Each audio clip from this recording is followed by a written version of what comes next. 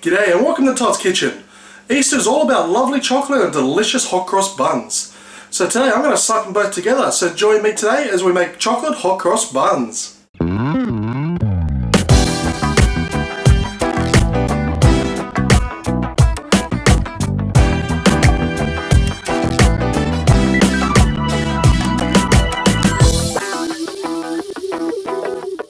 Okay, I've got our milk here that I've just warmed up in the microwave. You just want it lukewarm, not too hot, not too cold.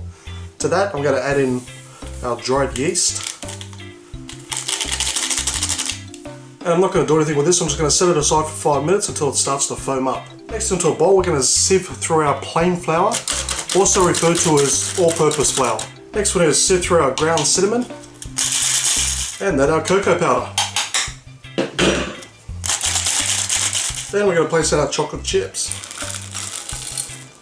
Then lastly our caster sugar. Now caster sugar is also referred to as superfine sugar. Okay, so once the yeast has started to foam up, I'm going to pour this into the wet mix.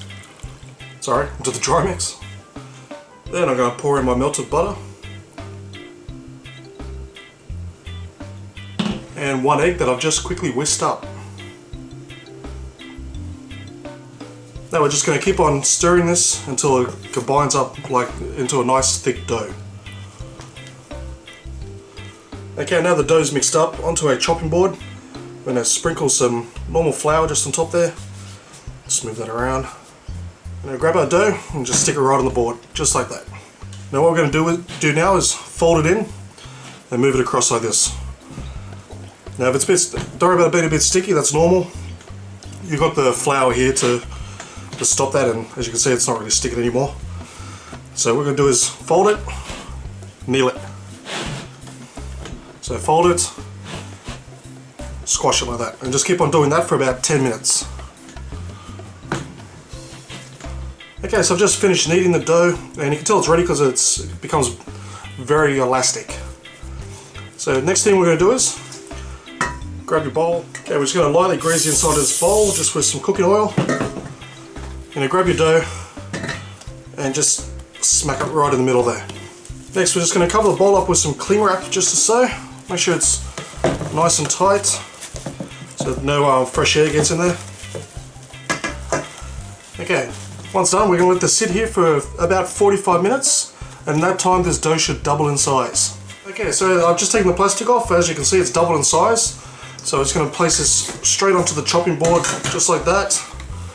And what you're going to do is you're going to punch it a few times like this.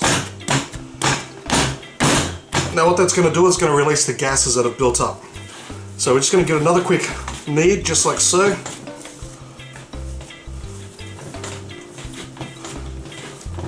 Okay, so now we've finished the kneading. We're going to just make a nice long log, just like so. Get it all the way out there. Okay, so we're just going to cut this in half. Just makes it easier to work with. Let's make it a bit longer. Okay, once done, we're just going to cut it up into equal portions. Just like that. Okay, now with your portions, just it's like a kneading freelance. Just do this to each one, just for a few seconds each. Then just make them into a ball, just like so. Okay, once you finish kneading each individual roll there, just give it a quick light grease on an oven tray, and we're just going to put each one just in the tray just like so. Leave about a centimetre in between each one. Okay, once done we're going to place a tea towel just over the top like so, and we're going to let these sit here for another 45 minutes until they double in size. Okay, so all the dough's doubled in size now. Now before we put it in the oven, we're just going to do just a light slit, just like so, just across all the rolls, just like this. Nothing too pronounced. This is more of a guide, to be honest.